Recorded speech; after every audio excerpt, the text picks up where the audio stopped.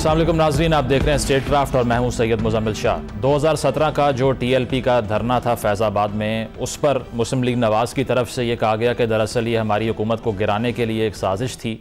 اس کے علاوہ وزراء کی طرف سے اس دور میں بیانات سامنے آئے، لیکن اب کمیشن رپورٹ جب سامنے آتی ہے تو اس کے کچھ مندرجات پر ہی ڈسکشن ہوئی ہے، ڈیٹیل رپورٹ اب تک پبلک نہیں ہو سکی، اور اس پر جو رسپانس مسلم لیگ نواز کی طرف سے آ رہا ہے اس میں ایک کنفیوژن کا ایلیمنٹ دکھائی دیتا ہے۔ خواجہ آصف صاحب نے یہ کہا کہ یہ کمیشن کی جو رپورٹ ہے اس کو ایک مذاق ہی کہہ سکتے ہیں۔ ساتھ ساتھ انہوں نے یہ بھی کہا کہ اگر جنرل ریٹائرڈ باجوہ اور فیض حمید صاحب پیش ہی نہیں ہوئے، صرف سیاسی ورکرز پیش ہوئے ہیں اس کمیشن میں، تو پھر اس کی وہ سیریسنس نہیں ہے۔ یہی بات رانا ثناء اللہ صاحب کسی حد تک کر رہے ہیں۔ انہوں نے یہ کہا کہ جو فیض آباد دھرنے کے حوالے سے کمیشن تھا، اس نے درست حقائق کا احاطہ کرنے کی کوشش کی ہی نہیں ہے۔ تو اس صورتحال پر سوال یہ پیدا ہوتا ہے کہ کیا مسلم لیگ نواز، چونکہ اب حکمران جماعت بھی ہے، وہ کوئی اور فورم کا انتخاب کرے گی اس کو انویسٹیگیٹ کرنے کے لیے، یا صرف یہ چند بیانات ہی سامنے آئیں گے؟ ساتھ ساتھ نون لیگ کی صدارت کے حوالے سے بھی نواز شریف صاحب کو لانے کی بات کی جا رہی ہے، چونکہ شہباز شریف صاحب اپنی ذمہ داریوں میں بزی ہیں، تو اس کے پیچھے کیا حقائق ہو سکتے ہیں؟ اور جاوید لطیف صاحب کا جو الزام ہے کہ ان کے حلقے میں پیسے دے کر ووٹ خریدے گئے، اس پر مسلم لیگ نواز کیا کرے گی، اس کو ہم ڈسکس کریں گے۔ ساتھ ساتھ جو انٹرنیشنل پولیٹکس کے حوالے سے ڈیولپمنٹس ہو رہی ہیں، جس میں اگر پاکستان کی بھی بات کی جائے تو پاک امریکہ تعلقات کس نہج پر ہیں، اور دوسری چیز یہ کہ چونکہ اب وزیر خزانہ امریکہ پر موجود ہیں تو وہاں پر آئی ایم ایف کی جو ڈیل پاکستان اسپائر کرتا ہے سیکیور کرنے کے لیے، اس پہ ڈسکشن جو ہوگی اس میں کتنی کامیابی حاصل ہو سکتی ہے۔ پھر دوسری چیز یہ کہ جو خطے میں جو صورتحال ہے سیکیورٹی کے حوالے سے، اس پر پاکستان کی گوئنگ فارورڈ کیا پالیسی ہوگی، اس کو بھی ڈسکشن کا حصہ بنائیں گے۔ اور آخری حصے میں پروگرام کے ہم تحریک انصاف کے حوالے سے بھی بات کریں گے کہ گوئنگ فارورڈ وہ کس طرح کی ایک احتجاجی تحریک چلانے جا رہے ہیں، کیونکہ دھرنے پہلے بھی وہ دے چکے ہیں۔ 2014 میں بھی ان کی طرف سے انتخابی دھاندلی پر دھرنے اور احتجاج کیے گئے تھے، لیکن اس مرتبہ کیا ڈیفرنس وہ کریٹ کر سکتے ہیں، اور اس کمیشن جو کہ فیض آباد دھرنے پہ بنا، اس کی رپورٹ کو پبلک کرنے کا جو مطالبہ کر رہے ہیں اس کے پیچھے کیا حقائق ہو سکتے ہیں، ان تمام موضوعات پر ہم بات کریں گے۔ لیکن سب سے پہلے مسلم لیگ نواز کی سیاست کو ڈسکس کرتے ہیں۔ خرم دستگیر صاحب ہمارے موجود ہیں، سینئر رہنما ہیں مسلم لیگ نواز کے۔ خرم صاحب بہت شکریہ آپ کے وقت کا۔ فیض آباد دھرنے کے حوالے سے 2017 سے کنٹروورسی چلی آ رہی ہے، اور نون لیگ کی لیڈرشپ بھی جو اس وقت آپ کی حکومت کے لیے مشکلات پیدا ہوئی تھیں اس سے لنک کرتے آئے ہیں فیض آباد کے دھرنے کو۔ خواجہ آصف صاحب نے بھی یہ بات کر رکھی تھی کہ جنہوں نے دھرنے پہ بٹھایا انہی نے بعد میں معاملات طے کروائے۔ تو کمیشن کی رپورٹ جو سامنے آ رہی ہے، اس پہ جو مسلم لیگ نواز کا رسپانس ہے وہ لگتا یہی ہے کہ کوئی سیریسلی اس کو ریکن نہیں کیا جا رہا، جس طرح سے عطا تارڑ صاحب نے یہ کہا کہ کابینہ میں یہ ڈسکس ہی نہیں ہوا۔ آپ کو نہیں لگتا کہ اگر یہ معاملہ اتنا سنگین تھا تو اس کو ٹیک اپ کرنا چاہیے تھا کمیشن رپورٹ سے؟ اگر آپ کو اعتراض تھا تو اس کا پھر کوئی الٹرنیٹو پلیٹ فارم بھی تو ہونا چاہیے۔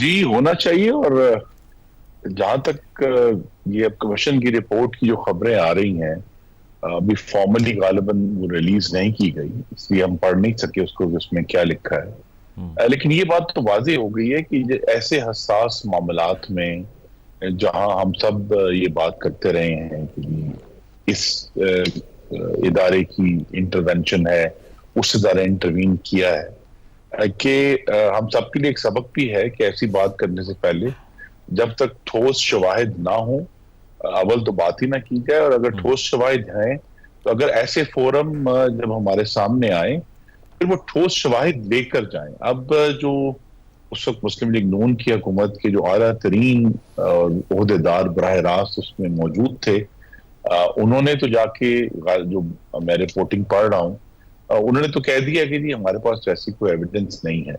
تو پھر یہ سبق یہ ہے کہ اگر یہ فورم درست نہیں ہے، یا یہ فورم جو ہے اس کے اوپر کوئی سوالات ہیں، تو پھر حکومت کو میں تو یہی ایڈوائس بھی کی ہے کہ باقاعدہ طور پہ کوئی ٹروتھ اینڈ ریکنسیلیشن کمیشن کی طرز کا ایک پارلیمانی کمیشن قائم کیا جائے جو کہ نان پینل ہو، یعنی جس پہ کوئی سزا جزا کا ایشو نہ ہوگی، کسی کو جیل بھیج دیا جائے گا، لیکن اس پر آ کر لوگ اپنی ذمہ داری قبول کریں، اور جن کے پاس کوئی شواہد ہیں وہ شواہد بھی پیش کریں، اس انڈرسٹینڈنگ کے ساتھ کہ اس سے جو ہے اس سے کوئی براہ راست کوئی جیل والے کانسیکوینسز یا عدالت والے کانسیکوینسز نہیں ہوں گے۔ کیونکہ زیادہ اہم بات جو آپ نے لفظ استعمال کیا ہے وہ ریکننگ کا ہے۔ We have to reckon with our past, ہمیں اپنے ماضی کا شمار کرنا ہے، اس اگر تو سزا ہم دے سکیں تو غالباً اتنی ابھی مضبوط اور روبسٹ پاکستان کی الیکٹڈ گورنمنٹس نہیں ہے، لیکن کم از کم آنے والی نسلوں کے لیے ہم کوئی ایک سبق یا مثال تو قائم کر سکتے ہیں کہ یہ ہوا، یہ حقیقت ہے، یہ سچ ہے، اور آئندہ اگر ایسی سچویشن ہو تو ایسے نہیں کرنا. تو یہ اگر ہم سبق ہی سیکھ لیں ایز اے ریپبلک یا جمہوریہ کے طور پہ تو ہم آگے بڑھ سکتے ہیں. خرم صاحب، یہ لگتا ہے آپ کو کہ ایک طرف کچھ اعتراضات بھی رانا ثناء اللہ صاحب نے بھی کہا کہ صحیح نتیجے پہ پہنچنے کی کمیشن نے کوشش ہی نہیں کی، تو وہ تو اس جانب اشارہ کر رہے ہیں کہ کوئی میلافیڈے انٹینشن تھی، اسی لیے اصل حقائق کا احاطہ کیا ہی نہیں گیا، کوشش ہی نہیں ہوئی. تو آفیشلی کیا پی ایم ایل این یہ سمجھتی ہے کہ اب انفارچونیٹلی سول ملٹری امبیلنس کی بات ہو یا ملک میں پولیٹیکل انسٹیبلٹی کی بات ہو، ہمیں اب آگے بڑھنا پڑے گا، یا پھر اس رپورٹ سے آپ کو اختلاف ہے اور ہم دیکھیں گے فیوچر میں کہ آپ اس کو کنفرنٹ کریں گے؟ جی، اس وقت بھی اور آج بھی مسلم لیگ نون کے سیکرٹری جنرل آج کے وزیر منصوبہ بندی جناب احسن اقبال صاحب ہیں، تو میری توقع یہی تھی کہ وہ اگر جماعت کی طرف سے اس کا ایک باقاعدہ طور پہ نقطہ نظر اپنا واضح کر دیتے. باقی ہم سب لوگ تو چونکہ ان معاملات کو دیکھتے بھی رہے ہیں، ان کے عینی شاہد بھی ہیں، لیکن کمیشن کی یہ سارے ایشوز ایسے تھے جن کو یہ اس حد تک میں ضرور کہہ سکتا ہوں کہ سنجیدگی سے لینا چاہیے، کیونکہ وہ جو مسئلہ فیض آباد میں نومبر 2017 میں پیدا ہوا تھا وہ دور تو نہیں ہوا بلکہ غالباً زیادہ گھمبیر ہوا ہے. تو ہمیں اس سے اگر ہم نے اس مسئلے کو حل کرنا ہے یا کم از کم اس حل کا آغاز کرنا ہے تو پھر اس کو سنجیدگی سے لینا چاہیے. خرم صاحب، یہ آپ کو لگتا ہے کہ جسٹ ہے کہ کہا گیا کہ پنجاب حکومت پہ رسپانسبلٹی سوللی عائد ہوتی ہے، انہوں نے اس مارچ کو نکلنے دیا، وہ اسلام آباد تک پہنچا، اس وقت تو شہباز شریف صاحب ہی ہیڈ کر رہے تھے پنجاب گورنمنٹ کو؟ نہیں، میں ایسے اگری نہیں کرتا کہ ایک حصہ تو ضرور ہے ذمہ داری کا جو ان پر آتا ہے. بہرحال وہ پنجاب سے گزر کر گئے تھے، لیکن فیڈرل گورنمنٹ بھی اس وقت جو وہاں پوری موجود تھی، اور فیڈرل گورنمنٹ تو ایک صرف سویلین سائٹ تو نہیں ہے، ایک پوری ریاست ہے جو وفاقی حکومت کے نام پر ہے. وہ ذمہ داری تو ہے. اگر ایک لا اینڈ آرڈر کا ایشو بنا ہے اور نہ صرف یہ ایشو بنا ہے بلکہ جو شہریوں کی جو زندگیاں تھیں وہ متاثر ہوئیں، ان کا کاروبار، ان کا روزگار وہ متاثر ہوا، اور ایک ریاست کے دارالخلافہ کے مفلوج ہونے کے ناطے سے پوری دنیا میں سوالات بھی اٹھے. تو لہذا ذمہ داری صرف پنجاب حکومت پر عائد نہیں کی جا سکتی، یہ درست نہیں ہوگا. اچھا، اور اس کے علاوہ ایک اور معاملہ جو اسلام آباد ججز اسکینڈل کے حوالے سے تھا، اب پہلے یہ خبریں گردش کرتی رہیں کہ نواز شریف صاحب اس میں فریق بن جائیں گے، عرفان صدیقی صاحب نے آج ڈینائی کر دیا، تو نون لیگ کو فریق بننا نہیں چاہیے اس کیس میں؟ جی، میں تو اپنی ذاتی رائے دے سکتا ہوں، اب جبکہ صدیقی صاحب نے واضح بھی کر دیا نہیں بننا چاہیے، اس میں ہمیں فریق نہیں بننا چاہیے. یہ عدلیہ کا اندرونی معاملہ ہے. خرم صاحب، پارٹی صدارت جو تبدیل کرنے کی بات عرفان صدیقی صاحب کر رہے ہیں کہ نواز شریف صاحب کو دی جائے گی، شہباز شریف صاحب کے پاس ٹائم نہیں ہے، مسئلہ صرف ٹائم کا یا بیانیے کا بھی ہے؟ نہیں، ٹائم کا بھی ایشو ہے، اور بالآخر مسلم لیگ نون کا جو نون ہے وہ نواز شریف ہے. تو لہذا جو عوام کا ایک ان کے ساتھ رشتہ ہے براہ راست نواز شریف کے ساتھ، اور اس دفعہ بھی الحمدللہ 1.33 کروڑ پاکستانیوں نے مسلم لیگ نون کو ووٹ دیا ہے. تو لہذا اگر وہ نواز شریف خود اس کی صدارت سنبھالتے ہیں تو پارٹی کے لیے قطع کلامی کی معذرت، رانا صاحب یہ کہہ رہے ہیں کہ ہمیں سادہ اکثریت نہیں، تو اسی لیے ہم وعدے پورے کرنے کے پابند بھی نہیں ہیں. نہیں، وعدے کی بات نہیں ہے. دیکھیے، میں پھر کہوں گا کہ اگرچہ ہر پارٹی جو ہے اس کی نظر الیکشن پہ اور اس کے جو نتائج اس پر ہوتی ہے، لیکن اب مسلم لیگ نون کو بنے ہوئے بھی 30 سال ہو گئے اور ہمیں آگے جانا ہے. اس کے آگے جانے کے لیے اگر میاں نواز شریف پوری کہتے ہیں نا کل وقتی اس کو آرگنائز کر سکیں، اور خاص طور پہ چاروں صوبوں میں جا کر جہاں ایک بڑا خلا موجود ہے اور مسلم لیگ نون کے لیے سپیس بھی موجود ہے، وہ جا کر وہاں اس کو لوگوں سے بات کریں، ان کے مسائل کو سمجھیں، خود جائیں. کچھ عرصے سے چونکہ ملک سے باہر ہے تو وہ جو آج کی صورتحال ہے اس کو خود گراؤنڈ پر جا کر سمجھیں، تو مسلم لیگ نون اگلے انتخابات کے لیے بہتر پوزیشن میں ہوگی. عطا تارڑ صاحب کہہ رہے ہیں کہ جاوید لطیف صاحب کی باتوں کو میں سیریس نہیں لیتا، آپ سیریس لیتے ہیں خرم صاحب؟ جی ہمیں سیریس لینا چاہیے، اور میں پھر کہوں گا کہ یہ جو میرے جو کولیگز ہیں، ہم سب جو بات کر رہے ہیں، اس کا بہترین فورم جو ہے وہ میڈیا نہیں ہے. فوری طور پر جو بھی اس وقت صدر جماعت شہباز شریف صاحب ہیں، انہیں سینٹرل ورکنگ کمیٹی اور سینٹرل ایگزیکٹو کمیٹی جو پارٹی کے اپنے فورم ہیں، ان کو بلا کر ہم سب کی بات سننی چاہیے. وہ چونکہ فورم منعقد نہیں ہو رہے تو یہ سارے ایشوز میڈیا پر آ رہے ہیں. خرم صاحب، آخری سوال یہ شیخوپورہ کے حوالے سے جاوید لطیف صاحب نے کہا کہ 5 سیٹیں 90 کروڑ روپے میں خریدی گئیں. بہت سیریس ایلیگیشن ہے، حکمران جماعت بھی نون لیگ ہے، کچھ کریں گے نہیں اس پہ کہ اس کو ایڈریس کیا جائے؟ جی دیکھیے، یہاں پہ دیکھیں نا، وہی کمیشن والا ایشو دوبارہ ریز ہو گیا کہ ہم سب نے کوئی بات کر دی ہے. اگر تو کوئی ثبوت اور شواہد ہیں تو پہلے ہمیں جاوید لطیف صاحب کو اپنی پارٹی کی سطح پر سننا چاہیے، اور ان کی جو تفصیلات ہیں جو کہ میڈیا پر نہیں شیئر کی جا سکتی، وہ ان کو وہاں اس کو چیک کر کے یہ فیصلہ کرنا چاہیے کہ یہ بات پھر کیا حکومت اس پر ایکشن لے گی یا نہیں لے گی. اس لیے اور بھی ضروری ہے کہ جس قسم کی جو گفتگو یا ایلیگیشنز آ رہی ہیں کہ پارٹی پہلے اندرونی طور پر ان کو پورا موقع دے کہ وہ اس کو سامنے پیش کریں، اور پھر اس پر اگر کوئی قانونی عمل ہونا ہے تو قانونی عمل کیا. ٹھیک ہے، بہت بہت شکریہ. خرم دستگیر صاحب ہمارے ساتھ تھے. ان کا کہنا یہی تھا کہ پارٹی رہنماؤں کے جو تحفظات ہیں ان کو پہلے پارٹی کے فورمز پہ ایڈریس کرنا چاہیے، نہ کہ میڈیا میں. ایک بریک شامل کرتے ہیں، بریک کے بعد واپس آئیں گے. Stay with us. Welcome back ناظرین. پاکستان تحریک انصاف کی طرف سے جو احتجاجی جلسوں کا اعلان کیا جا رہا ہے اس پر اب گوئنگ فارورڈ ان کی کیا اسٹریٹجی ہوگی، اس کو ڈسکس کرتے ہیں. ہمارے ساتھ رؤف حسن صاحب موجود ہیں، تحریک انصاف کے رہنما. رؤف صاحب بہت شکریہ آپ کے وقت کا. بتائیے گا، اب جو 6 جماعتی اتحاد بنایا گیا ہے، اب جلسوں کے حوالے سے کل بھی ہم دیکھ رہے تھے کہ کہا جا رہا تھا کہ ذمہ داریاں سونپنا آپ شروع ہو چکے ہیں. ایجنڈا کیا ہوگا؟ 2014 میں بھی آپ نے تحریک چلائی تھی، لیکن پاکستان میں احتجاجی جلسے اور دھرنے کرنے سے حکومتیں گرتی دکھائی تو نہیں دیتی ہیں اگر تاریخ کا مطالعہ کریں تو. دیکھیے جی، اس کا جو اس اتحاد کا نام ہے وہی ہمارا پرنسپل آبجیکٹیو ہے.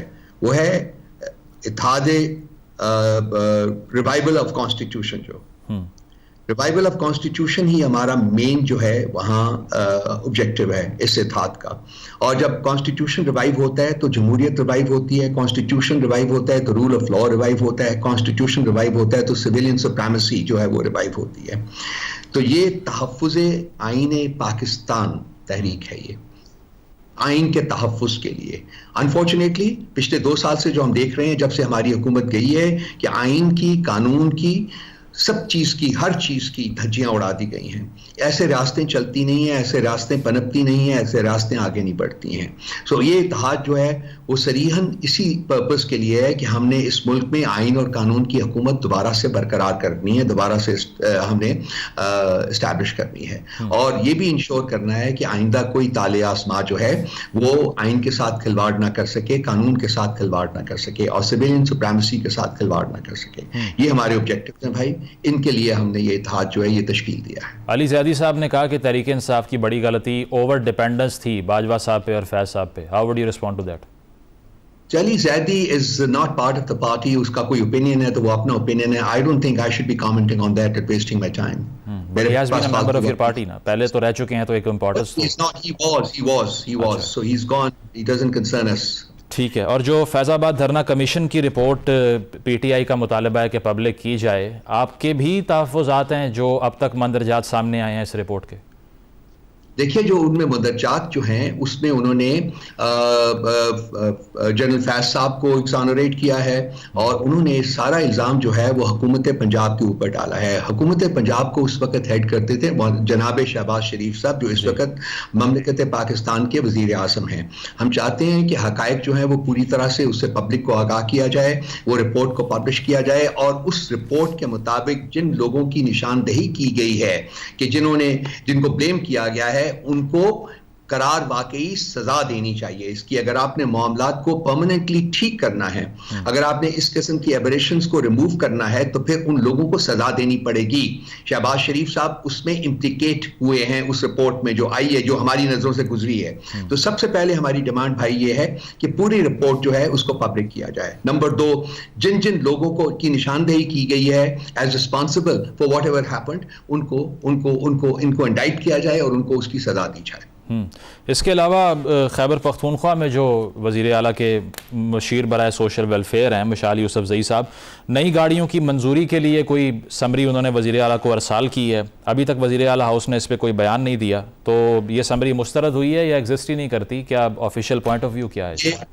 یہ سمری جو ہے وہ ریجیکٹ ہو گئی ہے، اور اس کی وہ اس میں دیکھ رہے ہیں کہ یہ کیوں اور کیسے یہ سمری موو ہوئی، اور اس کے مطابق جو ہے وہ اسٹیٹمنٹ وہاں سے بھی آئے گی اور ہم بھی یہاں سینٹرل آفس میں بھی ہیڈ آفس سے بھی ریلیز کریں گے. لیکن وہ سمری جو ہے سمری ریجیکٹ ہو گئی. ہماری جو فائنینشیل ڈیپینڈنس ہے وہ بیرونی دنیا کے اوپر بہت زیادہ ہے. اس صورتحال کو دیکھتے ہوئے مروت صاحب کا یہ بیان دے دینا سعودی عرب کے حوالے سے، امریکہ کے حوالے سے، اڈے دے دینے کے حوالے سے، اور پھر پی ٹی آئی کا اس سے ڈسٹنس کرنا، آپ کو نہیں لگتا کہ کافی ڈیمیجنگ ہو سکتا ہے؟ جی ہماری ایبسلیوٹلی ایگری وتھ یو. نہ یہ وقت تھا اور نہ یہ اس بیان میں کسی قسم کی کوئی صداقت ہے. جو میں نے ابھی تقریباً 1 گھنٹہ پہلے پریس ریلیز جاری کی ہے، اس میں نے یہ کہا ہے کہ اس کا حقائق سے کوئی واسطہ نہیں ہے. یہ ان کی اپنی ذاتی رائے تو ہو سکتی ہے، لیکن ذاتی رائے جو ہے، مثلا میں یہاں بیٹھا ہوں پارٹی کے اسپوکس پرسن کے اوپر، تو میں پارٹی کے اسپوکس پرسن کے طور کے اوپر پارٹی کے بہاف پہ بات کروں گا، میں اپنی ذات کے بہاف کے اوپر بات نہیں کر سکتا. تو یہ کچھ کنسٹرینٹس ہیں جو کہ ہم سب کو اپنے اوپر امپوز کرنے پڑتے ہیں. نہ یہ موقع تھا، نہ محل تھا، اور نہ ہی ان کے اس بیان میں کسی قسم کی صداقت ہے، اور پارٹی نے اپنے کمپلیٹلی اپنے آپ کو اس بیان سے ڈسوسیٹ کیا ہے. تو ایک روز پہلے پارٹی اس کے علاوہ کیا فیصلہ کرتی ہے وہ پارٹی کے اوپر منحصر ہے. ہماری جب کور کمیٹی کی میٹنگ ہوگی تو اس میں میرا خیال ہے یہ معاملہ جو ہے وہ ڈسکس بھی ہوگا. ایک روز پہلے بیرسٹر گور صاحب یہ فرما رہے تھے کہ خان صاحب نے مزید ذمہ داریاں مروت صاحب کو دی ہیں. How is he managing to win the confidence of your ex chairman, اگر وہ ایسے بیانات کنسسٹنٹلی دیتے جا رہے ہیں اور ذمہ داریاں بھی ان کو ملتی جا رہی ہیں؟ دیکھیں کچھ شبد ہم نے کمیونیکیشن ٹو خان صاحب اینڈ کمیونیکیشن فرام خان صاحب کے بارے میں کچھ مشکلات ہمیں رہی ہیں، کیونکہ ہمارا وہاں جو ایکسس جو ہے وہ بہت ہی مشکل کام ہے، اور جن لوگوں کو ہم بھیجنا چاہتے ہیں وہ لوگ وہاں آگے پہنچتے نہیں ہیں، کچھ اور لوگ چلے جاتے ہیں. تو اب ہم نے ایک میکنزم سیٹ کیا ہے through the high court of Islamabad high court, جس میں کہ ہم اپنے لوگوں کے نام دیتے ہیں جو وہ جاتے ہیں وہاں اور ان کو ملتے ہیں. تو میرا خیال ہے کہ جو اب کمیونیکیشن کے جو مسائل ہیں وہ حل ہو جائیں گے in due course of time، اور میرا خیال ہے کہ جو حقائق جو ہے وہ خان صاحب تک پہنچنا شروع ہو جائیں گے، جس کی بیسس کے اوپر وہ میرا خیال ہے فیصلے کر سکیں گے. رو صاحب آخری سوال، یہ 1 آدھ مہینے میں خان صاحب جیل سے باہر آ جائیں گے، یہ امید ہے یا انفارمیشن ہے؟ دیکھیے جی، ہمیں بالکل، میں آپ کو اپنے تئیں بات کرنے لگا ہوں، میں ان عدالتوں کے اوپر مجھے بالکل یقین نہیں ہے، ان عدالتوں سے مجھے بالکل کوئی امید نہیں ہے، اور نہ ہی ان عدالتوں کے پیچھے جو کار فرما ہیں لوگ، ان سے کسی اچھے کی توقع ہے. تو خان صاحب کو یہ ابھی ایک مثال آپ کے سامنے ہے کہ یہ جو عدت کا کیس ہے یہ 10-15 دن پہلے حل ہو جانا چاہیے تھا، اور خان صاحب کو اور بشرا بی بی کو اس میں سے آزاد ہو جانا چاہیے تھا، لیکن اس کو بھی لنگر کر رہے ہیں، اس کو بھی لٹکا رہے ہیں. سو جو ہے ان کا جو انٹینشنز ہیں ان کی، وہ تو انتہائی ڈینجرس ہیں، وہ تو خان صاحب کو چھوڑنے والی نہیں ہے. لیکن ہم بھی لگے ہیں، انشاءاللہ تعالیٰ پوری کوشش کریں گے کہ خان صاحب جلدی سے جلدی باہر آ سکیں. بہت بہت شکریہ. رؤف حسن صاحب موجود تھے. ان کا کہنا یہ کہ ان کو جوڈیشل پروسیس سے اتنی امید نہیں ہے، لیکن اس کے باوجود وہ ایکسپیکٹ کرتے ہیں کہ جلد کیسز جو ہیں وہ ان کے حق میں اوورٹرن کر جائیں گے. اس حوالے سے مزید گفتگو بھی کریں گے کہ عالمی منظرنامے پہ پاکستان کا رول کیا ہونا چاہیے. ایک بریک کے بعد. ویلکم بیک ناظرین. پاک امریکہ تعلقات ہمیشہ سے پاکستان کی ڈومیسٹک پالیٹکس کے لیے بھی خاصے اہمیت کے حامل رہتے ہیں، اور ایک لانگ سٹینڈنگ پارٹنرشپ بھی رہی ہے مختلف ایشوز کے اوپر، وار اینڈ ٹیرر کے اوپر، یا 50s اور 60s کی اگر ہم بات کریں. اور اگر پی ٹی آئی کے دور کی بات کریں تو تب جو اس وقت کے وزیر اعظم خان صاحب کے بیانات تھے، اس سے جو طالبان کے حوالے سے پالیسی تھی، بہت سے لوگوں نے کہا کہ اس نے ڈیمیج کیا پاکستان اور امریکہ کے تعلقات کو، اور اس کے بعد میں وہ اویٹ بھی کرتے رہے کہ کوئی کال یا کوئی میسج مل جائے امریکی صدر کا، لیکن نہیں آ سکا. اس حکومت میں تو آ گیا. تو اب اس سٹیج کے اوپر پاک امریکہ تعلقات کس سٹیج پر ہیں، اور جو IMF سے پروگرام پاکستان سیکیور کرنا جا رہا ہے اس کے لیے کتنی پاسبلٹی ہے keeping in view the relations of both the countries, اس پر ہم گفتگو کا آغاز کرتے ہیں. حسین حقانی صاحب امریکہ سے ہمیں جوائن کر رہے ہیں. آپ ایکیڈیمک ہیں، فارمر ایمبیسڈر ہیں. بہت بہت شکریہ حقانی صاحب آپ کا. آپ بتائیے گا کہ اس سٹیج کے اوپر آپ کو کیا لگتا ہے کہ پاکستان جو 3 سال کا پروگرام سیکیور کرنا چاہتا ہے IMF سے، اس کے لیے امریکہ کے اندر کس نوعیت کے جو ریلیشنز پاکستان کے رہے ہیں ریسنٹلی، اس میں کچھ نہ کچھ ریکوری آئی ہے؟ کیونکہ ایک عام تاثر تو یہی تھا، آپ نے بھی بہت سے پلیٹ فارمز پہ یہ بات کی کہ پی ٹی آئی کے دور میں جو ریلیشنز تھے پاکستان کے امریکہ کے ساتھ وہ آئیڈیل نہیں تھے، تو کیا اب بھی وہی صورتحال ہے یا کچھ بہتری ہے؟ یہ دو الگ الگ باتیں ہیں. آئی ایم ایف کے اوپر میں بعد میں بات کروں گا، پہلے امریکہ اور پاکستان کے تعلقات کی بات ہو جائے. دیکھیے سن 50 60 70 اور 80 کی دہائی میں امریکہ پاکستان کو ایک اسٹریٹجک پارٹنر سمجھتا تھا. اس وقت اس کے امریکہ کے بھارت کے ساتھ کو بہت زیادہ خوشگوار تعلقات نہیں تھے. افغانستان سوویت یونین کے قابو میں جانے سے پہلے بھی نیوٹرل رہا کرتا تھا اور امریکہ کے لیے بہت زیادہ مواقع پیدا نہیں کرنا چاہتا تھا کیونکہ اس کی سرحدیں اس وقت کے سوویت یونین سے ملتی تھیں. پھر 1989 میں جو ایران کا انقلاب آیا اس کے بعد ایران بھی امریکہ کے ہاتھ سے چلا گیا. تو اس لحاظ سے پاکستان ایک ایسا ملک تھا جو امریکہ کا ایک سٹیبل ایلائی تھا اس خطے میں. وہ صورتحال تبدیل ہونا شروع ہوئی جب پاکستان اور امریکہ کے درمیان اختلافات ابھرنے شروع ہوئے اس موضوع کے اوپر کہ پاکستان دہشت گرد تنظیموں کی پشت پناہی کرتا ہے، پاکستان کہتا تھا ہم نہیں کرتے. پھر افغانستان کی جنگ کے دوران جو 9/11 کے بعد ہوئی، پاکستان نے ساتھ دیا، پاکستان کو اس کے نتیجے میں وسیع امداد ملی اور عسکری امداد بھی ملی. آپ کو یاد ہوگا F-16 طیارے بھی ملے، لیکن پھر امریکنوں کو یہ بدگمانی رہی کہ پاکستان نے طالبان کا بھی ساتھ دیا. ان سب بدگمانیوں کے تناظر میں پاکستان امریکہ تعلقات میں اب وہ گرم جوشی تو شاید کبھی بھی نہ آئے جو پہلے تھی، کیونکہ اب ان کے تعلقات بھارت کے ساتھ بہت قریبی ہو چکے ہیں اور انہوں نے اپنی حکمت عملی مکمل طور پہ بدل لی ہے. لیکن جو سرد مہری آ گئی تھی پچھلے چند برس میں کہ رابطہ ہی بالکل ٹوٹ گیا تھا، اعلیٰ سطح پر بات چیت بھی نہیں ہو رہی تھی، وہ سرد مہری اب حکومت کی تبدیلی سے ختم ہونا شروع ہو گئی. صحیح. اب آ جائیے آئی ایم ایف کی طرف. آئی ایم ایف کے ساتھ پاکستان کے جو معاملات ہوتے ہیں ان میں ہمیشہ اقتصادی عوامل زیادہ اہمیت رکھتے ہیں. امریکہ کا پرانے زمانے میں آئی ایم ایف پر پورا کنٹرول ہوا کرتا تھا، لیکن آپ کو پتا ہوگا کہ آئی ایم ایف میں ہر ملک کا تناسب ہوتا ہے ووٹنگ کا، اور امریکہ کا جو ووٹنگ تناسب ہے وہ آئی ایم ایف میں بہت کم ہو گیا ہے. لوگوں کو یہ غلط فہمی ہوتی ہے کہ کیونکہ وہ آئی ایم ایف کا headquarter Washington D C میں ہے اس لیے صرف امریکہ ہی کی مرضی آئی ایم ایف میں چلتی ہے. آئی ایم ایف میں اور ممالک بھی شامل ہیں اور وہ کیونکہ پیسہ دیتے ہیں اس لیے ہر پیسہ دینے والا ایسی شرطیں لگاتا ہے جس کے نتیجے میں اس کو یقین ہو کہ اس کو اس کے پیسے بمے سود واپس مل جائیں گے. تو آئی ایم ایف کے ساتھ اقتصادی معاملات کے اوپر مذاکرات چل رہے ہیں. میرا یہ خیال ہے کہ اس بار زیادہ مثبت امکان اس وجہ سے ہے کہ آئی ایم ایف کو حکومت پر یہ اعتماد ہونا چاہیے کہ وہ وعدے پورے کرے گی جو وہ کر رہی ہے. خان صاحب کا اس معاملے میں ریکارڈ ذرا سا کمزور تھا اور خان صاحب نے یہ کہا تھا کہ غلامی کی زنجیریں افغانستان میں ٹوٹ گئی ہیں. اس کے بعد وہ کال کا انتظار کرتے رہے، نہیں آئی. لیکن 30 مارچ کو ابھی شہباز شریف صاحب کو خط لکھا جو بائیڈن صاحب نے. تو آپ کو لگتا ہے کہ پاکستان میں جو پولیٹیکل شفٹ ہے اس کو بھی یو ایس نے کلوزلی آبزرو کیا اور اس کے بعد انگیج کیا؟ دیکھیے اعلیٰ سطح پر تو اب پاکستان آبزرو نہیں ہو رہا ہے. ایسا نہیں ہے کہ پاکستان پریزیڈنٹ بائیڈن کے براہ راست ریڈار کے اوپر ہے. مثلا میں ایک چھوٹی سی مثال دیتا ہوں. جب میں سفیر تھا تو میری جتنی ملاقاتیں پہلے پریزیڈنٹ بش سے اور پھر پریزیڈنٹ اوباما سے ہوئیں اتنی اب آج تو کل تو ہمارے سفیر کی نہیں ہو پاتی ہوں گی. اس کا سبب واضح ہے کہ وہ اہمیت وہ معاملات میں گہرائی ہے نہیں جو پہلے تھی. لیکن یہ بات اپنی جگہ درست ہے کہ کیونکہ کوئی جس کو کہتے ہیں کرو بال آنا کہ بالکل ہی لیگ سپنر آ جائے گی بغیر توقع کے، وہ اب کیونکہ نہیں ہے اس لیے خود اعتمادی کے ساتھ خاموشی کے ساتھ ہمارے سفارت خار اور امریکی سفارتکار ایک دوسرے سے بات کرتے ہیں اور کر رہے ہیں اور وہ معاملات شروع ہو گئے ہیں دوبارہ جو پاکستان اور امریکہ کے معمول کے مطابق تعلقات کے لیے راہ ہموار کر رہے ہیں.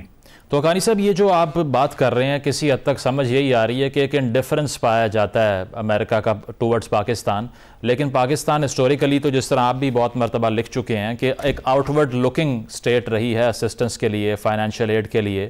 اس سٹیج پر اگر نان انٹرسٹ شو کریں گے ویسٹرن الائز جو پہلے ہوا کرتے تھے تو پاکستان کے لیے آپ کو لگتا ہے کہ سب سے بڑا مسئلہ تو یہ بن جائے گا کیونکہ ہمارا اکنامک ماڈل ہی ایسا ہے جو اسسٹنس پہ سروائیو کرنے کے علاوہ کوئی آلٹرنیٹیو ڈھونڈ نہیں سکا اب تک؟ دیکھیے اب تک تو نہیں ڈھونڈ سکا، لیکن دنیا کہہ تو یہی رہی ہے نا ہمیں کہ آپ وہ آلٹرنیٹو ڈھونڈیں اور سرمایہ کاری کا آلٹرنیٹو قبول کریں. یعنی اب مثلا جیسے اگر اسٹیٹ اونڈ انٹرپرائزز بیچے جاتے ہیں تو اس میں سرمایہ آئے گا دوسروں کا، اس سرمایہ سے ریاست چلے گی، اور پھر بالآخر خود اپنی ٹیکس ریونیوز وغیرہ بڑھانے شروع کریں، اپنے اخراجات کو کم کریں اور اس تناسب میں لے کے آئیں جہاں آپ جو کما رہے ہیں اتنا ہی خرچ کریں. تو وہ تو ہمیں ایک نارمل ریاست کبھی نہ کبھی بننا ہے. اور بھی بہت سے ایسے ملک ہیں جو ٹوٹلی ڈیپینڈنٹ ہوا کرتے تھے کسی زمانے میں، اور پھر انہوں نے اپنی نئی حکمت عملی بنا کے اپنے آپ کو اس راستے سے الگ کیا. ہمیں بھی وہ کرنا ہوگا. رہ گیا معاملہ کہ رویہ انڈیفرنس کا، تو میرا یہ خیال ہے کہ انڈیفرنس پچھلے 3-4 برس میں زیادہ تھا. اب ایک قسم کی انگیجمنٹ ہے، لیکن یہ انگیجمنٹ وہ نہیں ہے جو پہلے ہوا کرتی تھی.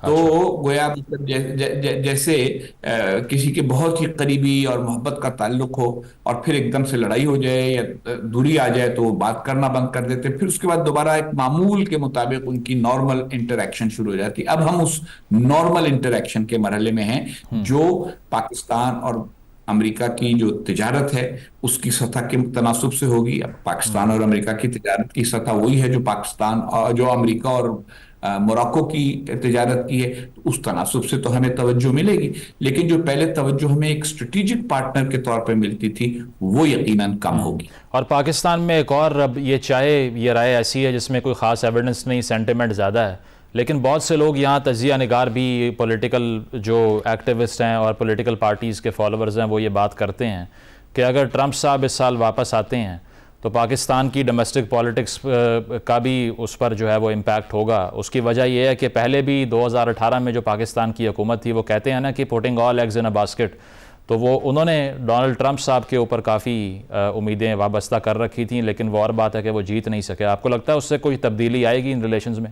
دیکھیے 2018 میں یعنی 2016 میں ڈونلڈ ٹرمپ منتخب ہوئے. بڑی محنت کے بعد ڈونلڈ ٹرمپ سے ملاقات کا عمران خان صاحب کو ایک دعوت نامہ ملا، وہ گئے، مل بھی لیے، مگر اس کے نتیجے میں کیا ہوا؟ امریکہ کی پالیسی میں کوئی تبدیلی آئی؟ مجھے تو نظر نہیں آتی کہ کوئی پالیسی میں تبدیلی آئی، بلکہ بہت وقت تک تو ایسا ہوا کہ پاکستان میں امریکہ کا سفیر تک نہیں تھا. تو اگر کسی کی ساری امیدوں کا محور صرف ایک ذات ہو اور پھر یہ کہ اس ذات سے کوئی گلے مل لے تو وہ سمجھیں کہ زندگی وارے نیارے ہو گئے، کوئی اس سے ہاتھ ملا لے تو لوگ سمجھیں کہ واہ واہ، اور اس کے بعد کچھ ہو نہ اور اس کو بھی وہ واہ واہی کرتے رہیں، تو اس کا تو علاج میرے پاس نہیں ہے. لیکن پاکستان امریکی تعلقات میں ڈونلڈ ٹرمپ صاحب سے خان صاحب کی ملاقات سے بھی کوئی فرق نہیں پڑا تھا، اور اب بھی ڈونلڈ ٹرمپ کے واپس آنے سے فرق نہیں پڑے گا. دیکھیے ڈونلڈ ٹرمپ ایک امریکن الٹرا نیشنلسٹ قسم کے پریزیڈنٹ ہیں. پوٹنگ امریکہ فرسٹ ان کا نعرہ رہا ہے. وہ دوسرے ملکوں کو اہمیت دینے ہی نہیں چاہتے. اور پھر یہ کہ آپ دیکھیے ان کے نریندر مودی جو وزیر اعظم ہیں بھارت کے، ان کے ساتھ بھی اسی طریقے کے قریبی تعلقات تھے. تو وہ تو صرف ایک پرفارمر ہیں، وہ سٹیج کے اوپر اور ویڈیو کے اوپر ٹی وی کے اوپر اچھا نقشہ دکھانا جانتے ہیں، اور اس نقشے بازی سے جو لوگ متاثر ہو جاتے ہیں اگر وہ اسی کے اوپر امیدیں ساری کی ساری وابستہ کر رہے ہیں تو گڈ لک ٹو دیم، مگر میرا نہیں خیال کہ کچھ بنے گا. تو ایرانین پریزیڈنٹ بھی اب امکان ہے کہ دورہ کرنے والے ہیں پاکستان کا، اور جو گیس پائپ لائن ہے اس پر بھی کوئی ڈسکشن ہوگی. آپ کو لگتا ہے کہ امریکہ کوئی پاکستان کو امیونٹی دے سکتا ہے؟ ادروائز وہ جو سینکشنز کے اعلانات ہیں وہ تو کافی سنگین ہیں. Iran is still one of the most heavily sanction countries in the world. اور پچھلے چند دنوں کے واقعات کی وجہ سے شاید نئی سینکشنز آئیں. میرا نہیں خیال کہ کوئی ویور ملے گا. ویور دینے کے لیے بہت ہی ایکسیپشنل بات ہوتی ہے، یا تو پاکستان کو ایسی چیز کر رہا ہو امریکہ کے لیے جس کے لیے پاکستان کو ویور دینا ضروری ہو. انہوں نے بھارت کو کچھ چیزوں میں ویور دیا لیکن وہ بھی بڑا مشروط، بڑا محدود. تو میرا یہ نہیں خیال کہ پاکستان کو اتنی آسانی سے یہ ویور مل سکے گا. اصل مسئلہ پاکستان کے لیے یہ ہے کہ اس پائپ لائن کے لیے جو سرمایہ پاکستان کو چاہیے وہ یا قرضے سے آئے گا یا سرمایہ کاری سے آئے گا، اور دونوں صورتوں کے اندر جو پابندیاں ہیں یا سینکشنز ہیں ان کا اطلاق ہوگا. لیکن اس کے باوجود میں یہ ضرور کہوں گا کہ ایران کے صدر کا پاکستان آنا یا پاکستان کے صدر کا ایران جانا ایک لاجیکل سی بات ہے، اور امریکہ بھی اس پہ کبھی ناراض نہیں ہوا کیونکہ یہ دو پڑوسی ممالک ہیں، اور پڑوسی ممالک کی بہت سی باتیں ہوتی ہیں جو انہیں ایک دوسرے سے کرنی ہوتی ہیں. لیکن ماضی میں اس کو ریجنل کانٹیکس میں دیکھا کرتے تھے لوگ، اور سعودی عربیہ کی بھی خاصی امپورٹنس تھی ہمارے ایران کے تعلقات کو لے کر. اب آپ کو لگتا ہے کہ سعودی عربیہ اور ایران کے درمیان جو کسی حد تک نارملائزیشن کا آغاز ہم سن رہے تھے کہ ہو رہا ہے، اس سے کچھ ایسا چینج آیا ہے کہ پاکستان دونوں سے ایکولی انگیج کر سکتا ہے اس پوائنٹ پہ؟ ایکولی کے اوپر تو میں ذرا احتیاط کرنے کو کہوں گا، کیونکہ ہمیشہ تعلقات اس سے زیادہ ہوتے ہیں جس سے آپ کے مفادات زیادہ وابستہ ہوں.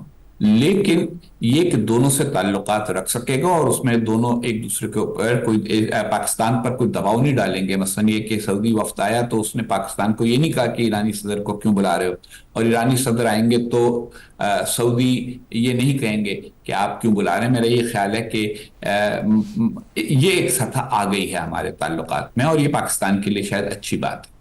اور یو ایس کی طرف سے جو ایران اسرائیل تنازع کے اوپر کہا جا رہا ہے کہ ریسٹرینٹ شو کی جائے, آپ کو لگتا ہے کہ اس کی وجہ یہ ہے کہ پاپولر اوپینین یو ایس کے اندر بھی چینج ہو رہی ہے؟ پروٹیسٹ بہت ہوئے پچھلے 1-1.5 سال میں, ہم نے دیکھا وہاں پہ.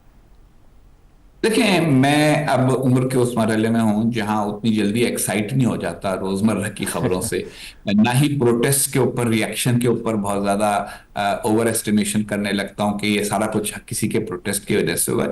امریکہ کی پالیسی میں ایک بنیادی فریم ورک ہے, اور وہ فریم ورک یہ ہے کہ مسئلہ فلسطین کا لانگ ٹرم حل جو ہے, مسئلہ فلسطین اور اسرائیل کا, وہ یہ ہے کہ 2 ریاستیں ہوں. اور یہ پریزیڈنٹ ٹرومن کے زمانے سے یہ امریکہ کی پالیسی ہے, 2 ریاستیں ہونی چاہیے, ایک فلسطینی ریاست, ایک اسرائیلی ریاست. اب ان کو یہ لگ رہا ہے کہ نتنیاہو صاحب کی پالیسیاں جو ہیں وہ 2 ریاستی حل کے دروازے بند کر رہی ہیں, تو وہ تھوڑی سی سختی کبھی کبھی کرتے ہیں تاکہ ایک طرف امریکہ میں رائے عامہ بھی اور جو ایلیٹ رائے ہے وہ بھی پرو اسرائیل ہے, لیکن پرو اسرائیل ہونے کے باوجود وہ یہ بھی نہیں چاہتے کہ فلسطینیوں کو کچھ بھی حق نہ دیا جائے. تو اس لیے اس کو وہ ایک بیلنسنگ ایکٹ ہے جو وہ کرنے کی کوشش کرتے رہتے ہیں. اور رہ گیا معاملہ ایران اور اسرائیل کا, تو وہ فلسطینی معاملے سے الگ ہے. آپ دیکھیں کہ ایران نے بھی جو حملہ کیا اسرائیل کے اوپر, وہ فلسطین میں ہونے والی ذاتیوں کے ریئیکشن کے طور پہ نہیں کیا, بلکہ اپنے بعض جرنیلوں کے مارے جانے کے اوپر کیا. تو اس میں ایران اور امریکہ کے تعلقات کی کشیدگی کے اسباب الگ ہیں. لیکن جو ریسٹرینٹ کی بات ہے وہ تو اس وجہ سے ہے کہ کوئی بھی اس پورے خطے میں, جو کہ ایک ریسورس رچ خطہ ہے, اس میں وسیع جنگ کوئی نہیں چاہتا. نہ عرب ممالک چاہتے ہیں, نہ اسرائیل چاہتا ہے, اور نہ ایران چاہتا ہے, نہ امریکہ چاہتا ہے. تو اس لیے یہ بیانات اس لیے دیے جاتے ہیں ریسٹرینٹ کے, تاکہ اس سے یہ سگنل ملے دوسروں کو کہ بھائی جو سٹیٹس کو تم نے رکھا ہوا تھا اس کو بہت زیادہ ڈسٹرب نہ کرو. سب یہ سمجھتے ہیں کہ اگر ایک نے دوسرے کے کسی کو مارا تو اس کے جواب میں شاید کارروائی کرنی پڑے, لیکن بس کارروائی کر کے ہاتھ روکو اور پیچھے ہٹو. تو اس لیے امریکہ نے یہ بیان دیا ہے, اس لیے نہیں دیا کہ کسی نے کوئی جلوس نکالا تھا وائٹ ہاؤس کے. صحیح. حقانی صاحب, پی ٹی آئی کے سینئر وائس پریزیڈنٹ شیر افضل مروت صاحب یہ کہتے ہیں کہ 2 اڈے تو امریکہ کو مل بھی چکے ہیں, اور ایران اور اسرائیل کی جو کنفرنٹیشن تھی اس میں پاکستان نے کوئی بیان ہی نہیں دیا, سب کچھ خراب کر دیا, بیچ دیا. آپ کو لگتا ہے کہ یہ کوئی ریئلسٹک چیزیں ہیں جو کہی جا رہی ہیں؟ دیکھیں, شیر افضل مروت صاحب پتہ نہیں مجھے کہ کیا کنزیوم کرتے ہیں کیا نہیں کرتے, کون ہیں, میں کبھی ملا نہیں ہوں, جانتا نہیں ہوں, لیکن جو کچھ ان کی باتیں میں دیکھتا ہوں اس سے تو مجھے کبھی کبھی یہ لگتا ہے کہ وہ کسی اور گھوڑے پر سوار کسی اور سیارے کے اوپر ہیں. آج انہوں نے سعودی عرب پر بھی الزام لگا دیا ہے, اور اس کے فرمانروا پر جو وہاں کے ولی عہد ہیں ان پر, کہ جی وہ بھی شامل تھے. اس سے پہلے خود خان صاحب مجھ پر بھی الزام لگا چکے ہیں, جنرل باجوہ پر بھی لگا چکے ہیں, امریکہ پر بھی لگا چکے ہیں, ڈونلڈ لو پر بھی لگا چکے ہیں, محسن نقوی پر بھی لگا چکے ہیں. تو یہ الزام وغیرہ یہ ہے کہ اب ماشاءاللہ پاکستان میں ٹی وی کے چینل بہت ہیں, اور آپ لوگ ہر جگہ کیمرہ لے کے پہنچ جاتے ہیں, اور بعض لوگوں کے پاس اتنا مغز ہوتا نہیں کہ کچھ پڑھ لکھ کے سوچ سمجھ کے کوئی نئی بات کر سکیں, تو وہ اس طرح کی باتیں کر دیتے ہیں. کون سے اڈے پاکستان میں, اگر کوئی تانگے کے اڈے ابھی باقی ہیں پاکستان کے اندر, ان میں سے کوئی امریکہ کو دے دیا گیا ہے اس کا ٹھیکہ, تو مجھے علم نہیں ہے اس کا. امریکہ کو نہ پاکستان میں اس وقت اڈوں کی ضرورت ہے, نہ میرا خیال ہے پاکستان امریکہ کو کوئی اڈا دے گا, اور نہ ہی پاکستان کے مفاد میں ہے کہ کوئی اڈا کسی غیر ملکی طاقت کو دیا جائے. تو اس لیے ایسے ماحول میں کسی فرد کی بات جس کو میں جانتا نہیں, اس کی بات کا تو میں جواب نہیں دوں گا, لیکن جو بات آپ نے کہی ہے وہ بات معذرت کے ساتھ بہت ہی احمقانہ ہے. صحیح. اور آخری سوال حقانی صاحب, یہ انڈیا میں بھی الیکشن کا سال ہے, اور بی جے پی کے حوالے سے مجھے یاد ہے جب خان صاحب وزیر اعظم تھے انہوں نے کہا کہ اگر وہ جیت جائیں تو بہتر ہے, کیونکہ کانگریس ہم سے بات نہیں کرتی ہسٹوریکلی. آپ کو لگتا ہے کہ اس سٹیج کے اوپر اب چونکہ پاکستان میں ایک آرگومنٹ شروع ہوا تھا کہ ٹریڈ ہونی چاہیے, پھر اس کو واپس لیا گیا, کتنی امپورٹنس ہے انڈین الیکشنز کی ان دا کانٹیکسٹ آف پاکستان؟ देखिए, इंडिया के इंतखाबात में जो भी कामयाब हो, और ज्यादा कामयाबी का इम्कान लोग कहते हैं कि वजीर आजम नरेंद्र मोदी और उनकी पार्टी का ही है। जो भी कामयाब होगा वो दो बातें जरूर कहेगा। एक तरफ वो कहेगा कि पाकिस्तान को जो दहशतगर्दी के इल्जामात हैं उनके बारे में अपना मौक़िफ़ किसी तरह बदलना होगा, साफ करना होगा। जिन लोगों ने माजी में ऐसी कार्रवाइयों में हिस्सा लिया है, जिनका निशाना इंडिया बना है, उन लोगों के खिलाफ कोई इक़दाम करने का कम से कम ऐलान करना होगा, ये एतराफ़ करना होगा। और दूसरी तरफ भारत और पाकिस्तान के दरमियान जो एक मुस्तकिल मखासमत की फजा है वो खत्म करनी होगी। इस बात का कोई इम्कान नहीं कि जो भी इंडिया से मुंतखब होके आएगा वो कहेगा जी हमसे कश्मीर ले लो और आओ हमसे दोस्ती कर लो और तिजारत कर लो। ऐसा तो होगा नहीं। तो जब ऐसा नहीं होगा तो इसलिए इस बहस में पढ़ने की क्या जरूरत है कि कौन वहां की हुकूमत में होगा, कौन नहीं होगा। जो भी वहां की हुकूमत में होगा, पाकिस्तान को उससे डील करना होगा, उसको पाकिस्तान से डील करना होगा। दो पड़ोसी ममालिक हैं, पड़ोसी ममालिक को पड़ोसी ममालिक की तरह रहने का सलीका सीखना होगा और एक दूसरे के साथ दुश्मनी खत्म करनी होगी। कौन इसमें हाथ बढ़ाकर इसको बेहतर तरीके के साथ कर सकता है, कौन मुलाकात करके भारत के वजीर आजम से उसके बाद कारगिल नहीं होने देता, ये वक्त हमें बताएगा, ताकि ये मामला भी ना किसी तरह आगे चल के हल। ठीक है, बहुत बहुत शुक्रिया। हुसैन हक्कानी साहब हमारे साथ मौजूद थे। उन्होंने कहा कि हमसाया ममालिक को इंगेज करना चाहिए। कोई भी हुकूमत, कोई भी पार्टी हिंदुस्तान में जीतती है तो इंगेज किए बगैर कोई और रास्ता नहीं है। एक ब्रेक शामिल करते हैं, ब्रेक के बाद वापस आएंगे। Stay with us.